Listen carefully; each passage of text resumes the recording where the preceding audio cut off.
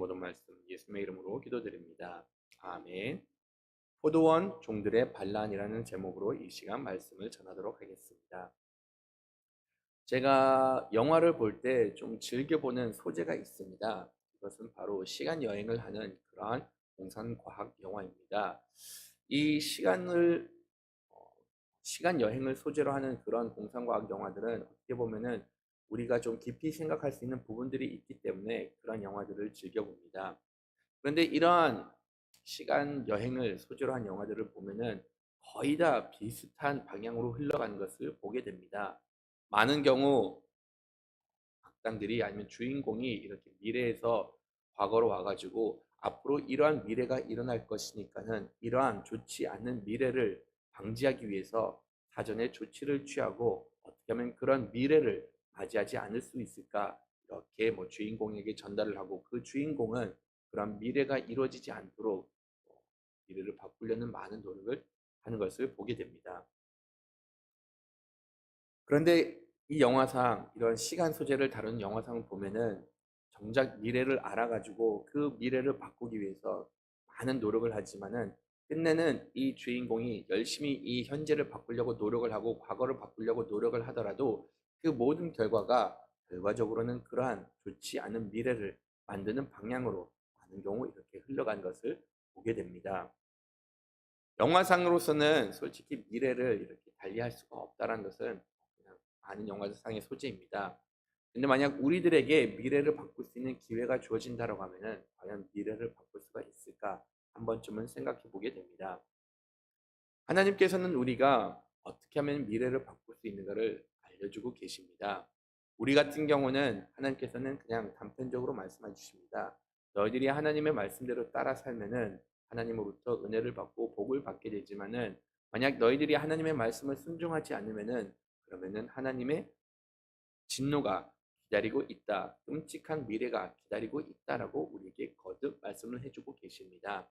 달리 말해서는 우리가 말씀대로 따라가는 것이 우리의 미래, 좋은 미래를 만들 수 있는 그러한 초석이다라고 이렇게 말씀을 해주고 계십니다. 이렇게 거듭 말씀을 해주고 계시는데도 불구하고 의외로 많은 사람들 그 말씀 따라 자신의 미래를 좀 더 밝은 방향으로 끌고 가기보다는 의외로 많은 사람들이 여전히 자신의 삶을 그대로 살아가고 그냥 하나님의 진노의 대상이 되도록 이렇게 삶을 꾸려가는 것을 보게 됩니다. 물론 우리가 생각하는 거 선한 일을 하면은 좋은 미래가 기다리고 있다.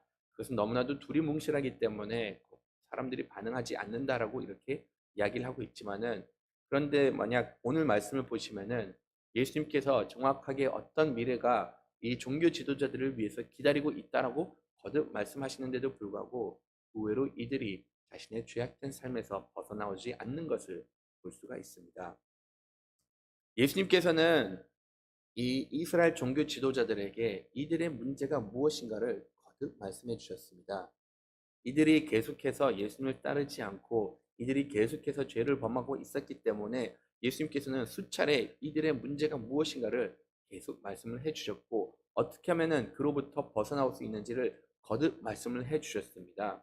오늘 우리가 읽은 말씀 바로 직접만 하더라도 예수님께서는 두 아들을 비유를 두시면서 이들의 잘못을 또다시 말씀을 해 주셨습니다. 아버지가 있었는데 그 아버지 명령을 따르지 않았던 첫째 아들 이렇게 앞에서는 따른다라고 하지만은 결과적으로는 따르지 않았다. 그 둘째 아들 같은 경우는 앞에서는 안 따른다라고 말하지만은 끝내는 아버지 말씀에 순종해서 포도원에서 이렇게 일을 했다라고 말씀을 하시면서 너희들이 만약 이렇게 하지 않으면은 이것이 앞으로 너희들을 기다릴 것이다. 기다리는 미래가 될 것이다라고 하면서 너희들은 구원을 못 받지만은 정작 죄인들이었던 세리와 창녀들은 구원을 받게 될 것이다라고 이렇게 말씀을 하셨습니다. 이 정도 말씀을 하셨으면은 이들은 어느 정도 깨달을 수가 있을 겁니다. 내가 잘못하고 있구나. 내가 하나님께로 돌아와야 되는구나라는 것을 충분히 깨달을 수가 있었습니다. 그런데도 이들은 거기에 대해서 반응을 하지 않자 예수님께서는 또다시 한 가지 비유로 이들에게 말씀을 하십니다. 이 비유는 보다 좀 더 구체적으로 그들의 실체를 드러내는 그러한 비유였습니다. 어떤 포도원 주인이 그냥 한 포도원을 이렇게 준비해 가지고 이것을 농부들에게 주었다라는 그런 비유를 드십니다. 이 포도원을 준비했을 때 이 포도원 주인은 모든 것을 다 이렇게 갖춘 상태로 농부들에게 건네줍니다. 울타리도 쳐주고 즙을 딸 수 있는 틀도 만들어주고 망대도 세워주고 그런 다음에 그 아름다운 그 포도원을 이 농부들에게 주었던 것이었죠. 그때 당시 이런 일들은 자주 있었습니다. 밭을 많이 갖고 있었던 주인들은 그냥 이 농장을 누구에게 대여를 해줘 가지고 거기서 나오는 소산물 너희들이 가져가고 그중에 일부는 나에게 그냥 임대료로 주라라고 이렇게 하는 그러한 풍습이 있었던 것이었죠. 특히 그런 풍습이 있는데 그렇게 모든 것을 다 준비해서 주는 주인들은 그렇게 많지 않았습니다. 그런데 이 주인 같은 경우는 이 포도밭에서 일할 이 농부들이 정말로 최상급의 열매를 맺을 수 있도록 사전에 준비를 다 해줬고 이들이 정말로 일할 수 있게 편하게 모든 것들을 시설을 다 갖추어 주었던 것이었죠. 이들은 이 비유를 들었을 때 공감하기가 너무나도 쉬웠어요. 왜냐하면 이런 일들은 그들 삶 가운데서도 자주 일어났기 때문에 이런 문화가 있었기 때문에 이것이 지금 어떠한 상황인가를 그들은 이 비유를 들었던 사람들은 너무나도 잘 알고 있었던 것이죠. 하지만 예수님께서 이 비유를 말씀하셨을 때 단지 시대적인 공감감을 형성하기 위해서 말씀한 것뿐만이 아니라 이 비유는 이사야서 5장 말씀을 보시면은 이미 하나님께서 이들에게 이러한 비유로 말씀을 해 주셨기 때문에 이들도 이 비유를 들었을 때 우리가 알고 있는 현실 그리고 무엇보다도 하나님께서 우리에게 말씀해 주신 그 말씀이 지금 예수님께서 전하시는 그 메시지구나라는 것을 알고 있었습니다. 예수님께서 이 포도원의 비유를 드셨을 때 이들은 이 포도원의 인물들이 정확하게 누군 줄을 알고 있었습니다. 예를 들자라고 하면은 포도원 이것은 이스라엘 백성을 두고 이야기를 한 것을 이들은 알고 있었고 무엇보다도 그 농부들 이것은 이스라엘 백성들의 종교 지도자들 아니면 지도자들이라는 것을 이미 알고 있었습니다. 또한 이 포도원에 나오는 포도원 주인 이 사람은 하나님이라는 것을 다 알 수 있었던 것이었죠. 이렇게 모든 비유에 어느 정도 이해가 갖고 있었을 때 지금 이 예수님께서 말씀하셨던 그 모든 과정도 이들은 잘 이해를 하였습니다. 과거에 이스라엘을 두고 이렇게 이야기를 한 것을 그들도 어느 정도 알고 있었던 것이었죠. 하나님께서는 이스라엘 백성들을 통해서 항상 최상급의 포도를 원하고 계셨고 이들이 열매를 맺을 수 있도록 항상 하나님께서는 인도를 해 주셨습니다. 포도원에 보시면은 이 주인이 울타리와 망대를 세워줬다라고 이렇게 말씀에 기록이 되어 있습니다.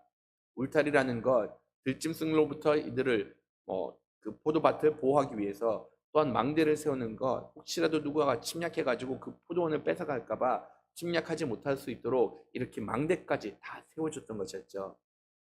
하나님께서는 이스라엘 백성들이 바른 길을 갈 수 있도록 울타리를 쳐주셨습니다. 바로 말씀이라는 울타리를 쳐주셨고 이 울타리대로 안에만 있다라고 하면은 너희들이 충분히 아름다운 열매를 맺을 수 있고 많은 열매를 맺을 수 있다는 것은 이들도 알고 있었습니다. 실질적으로 모세 율법을 보면은 이것을 울타리라고 표현도 하고 있기 때문에 이들은 정말로 바른 길을 갈 수 있도록 외부 침략으로부터 자신들을 보호할 수 있도록 무엇보다도 죄로부터 보호할 수 있는 이런 하나님의 말씀을 지니고 있었던 것이었죠. 그렇기 때문에 어떻게 보면은 이들은 그냥 그 보호 안에만 있다라고 하면은 이들이 언제든지 좋은 열매를 맺을 수가 있었습니다. 하나님께서 모든 것을 다 제공을 했는데 문제는 그 밭, 그다음에 그 울타리 그런 것들이 문제가 아니라 이 비유를 보시면은 특별히 그 포도원을서 경작하였던 농부들이 문제가 됐다라고 가르쳐 주고 있습니다. 이 농부들은 주인과 약속했던 그 약속을 지키지 않았던 것이었죠. 어느 정도 시간이 지난 것을 보게 됩니다. 이 말씀을 보시면은 열매가 맺을 때에다라고 이렇게 언급을 하고 있는데 이 주인 참 좋았던 주인이었던 것 같습니다. 많은 경우 이렇게 열매가 1, 2년 동안은 열매를 맺지 못합니다. 처음 나무를 심기 시작하면은 최소한 3, 4년 이상이라는 시간이 걸리기 때문에 그때는 이렇게 주인이 가가지고 열매를 달라고 한 것이 아니라 때가 됐을 때 충분히 기다리고 충분히 열매가 맺을 수 있을 그때까지 기다린 다음에 주인은 자기의 종들을 보내면서 이제는 열매가 나왔으니 그 열매에 대해서 내가 수거해 가겠다라고 이렇게 말씀을 하시고 종들을 보냅니다. 종들을 보내는데 문제는 이 농부들은 그 종들에게 거기 포도원에서 나오는 소산물을 주지 않고 오히려 하나는 심히 때리고 하나는 죽이고 또한 한 사람을 이렇게 돌로 쳤다라고 이렇게 말씀에 기록이 되어 있습니다. 마가복음에 이 동일한 비유가 이렇게 기록이 되어 있는데 그 말씀을 보실 때는요, 거기서는 이들이 그냥 단지 때려서 돌려보냈다라고 이렇게 말을 해주고 있으면서 이 농부들이 얼만큼 악한 것은 드러나지 않습니다. 근데 마태복음을 보시면은 이 농부들 정확하게 무슨 행위를 했다라고 이렇게 기록해 놓고 있습니다. 때리고 죽이고 돌로 치는 이런 행위들을 서슴지 않고 행했던 것이었죠. 이것은 하나님께서 이 이스라엘 종교 지도자들에게 하나님의 일꾼으로 보냈는데도 불구하고 이들이 이렇게 행하였던 일들을 말씀을 해주고 있었던 겁니다. 사람들은 이런 종들을 보고 나서 구약에 있는 인물들이 아닐까라고 이렇게 추정을 하는 경우가 있습니다. 예를 들자라고 하면은 예레미야 선지자 같은 경우는 심히 맞았다는 거 말씀해 볼 수가 있습니다.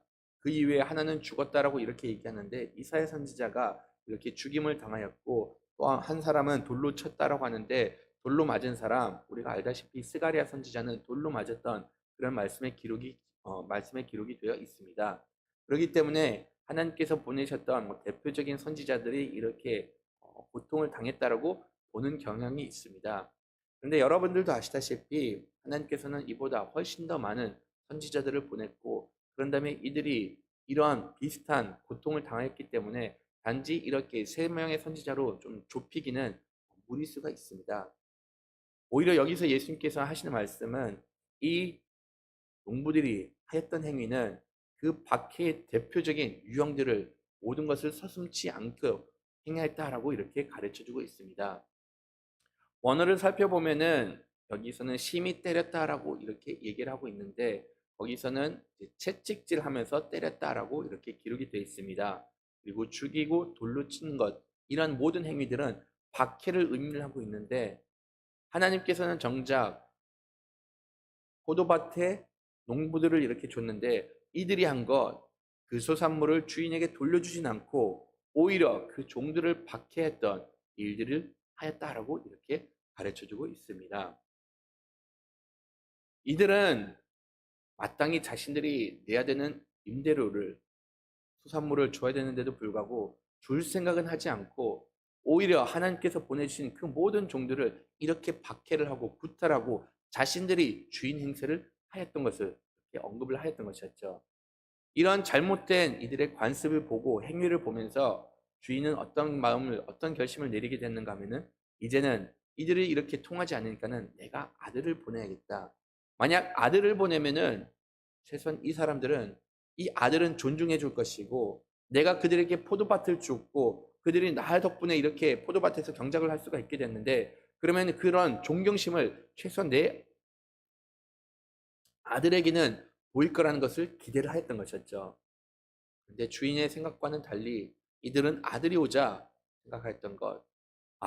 이 아들을 죽이게 되면은 우리가 이 농부 밭을 차지할 수가 있을 거라는 그런 기대감에 아들을 죽여버리고 맙니다. 이렇게 악행을 저지르다 보니 여기에 대해서 곱게 생각할 사람이 아무도 없었던 것이죠. 여기선 예수님께서는 그 비유를 들었던 사람들에게 질문을 하십니다. 만약 너희들이면은 여기서 어떻게 할 것이냐라고 이렇게 물어보신 것이죠. 이것은 그때 당시 사람들이 이렇게 교훈을 전해주는 방법 중에 하나였습니다. 하나의 비유를 이렇게 들고 나서 그 비유에 대해서 사람들에게 거기에 대해서 너희들은 어떠한 결론을 내리는가를 이렇게 항상 물어봤습니다.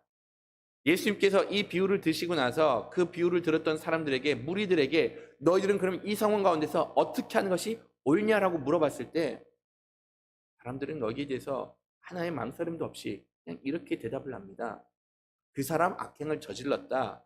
그러니까 그 농부들 그렇게 악행을 저질렀으니까는 그 사람들을 쫓아내고 아예 없애버리고 그런 다음에 다른 사람들에게 그 밭을 임대하는 것이 맞다. 자기 주인에게 소산물을 주는 그런 사람들에게 이 밭을 넘겨주는 것이 맞다라고 이렇게 이야기를 하였던 겁니다. 이들이 이렇게 빠른 결론을 내릴 수 있었던 것은 아마도 이런 비슷한 일들이 주변에서 일어났기 때문에 이들은 이렇게 이 잘못된 행위에 대해서 올바른 방향을 이렇게 정답으로 이야기를 하였던 것이었죠. 거기에 있었던 대제사장들과 바리새인들도 사람들의 대답을 알았습니다. 그것뿐만이 아니라 이들 역시 마찬가지로 이렇게 예수님께서 비유를 들었을 때 어떠한 방법이 옳은 조치인가를 이들은 충분히 알고 있었던 것이었죠. 무엇보다도 예수님께서 이 비유를 말씀하셨을 때 이 비유가 누구를 향해서 이야기를 한 것을 이들 또한 알고 있었습니다. 자신들이 그 농부였다는 사실 본인들도 알고 있었고, 그런 다음에 만약 본인들이 이렇게 끝까지 그 밭에 대한 소유권을 이렇게 주장한다라고 하면은 어떤 결말이 기다리고 있는가를 이들도 역시 알고 있었습니다. 그런데도 불구하고 이들이 내린 결론은 그러면은 우리가 주인에게 그 소산물을 줘야겠다는 결론을 내리지 않고 오히려 비유에 나와 있던 것처럼 어떻게 하면은 그렇게 이 비유를 말하는 사람을 죽일 수가 있을까? 어떻게 하면 예수님을 죽일 수가 있을까? 그런 생각을 하고 또다시 하게 되었던 것이었죠.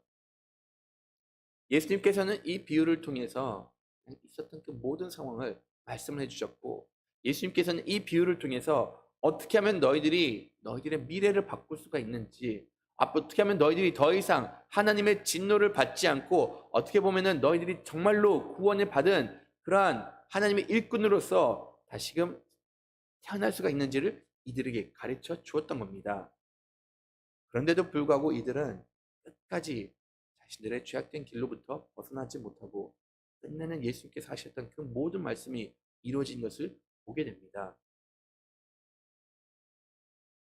사람들은 죄를 범하면은 거기에 대한 징벌이 따른다는 거 누구나 다 압니다. 심지어는 믿지 않는 사람들도 내가 잘못을 하면은 거기에 대한 대가를 언젠가는 치러야 된다는 것은 그냥 마음속 깊은 곳에 이미 알고 있다는 것이죠. 그런데도 의외로 많은 사람들이 그 잘못된 길에서부터 벗어나지 못하는 것을 보게 됩니다.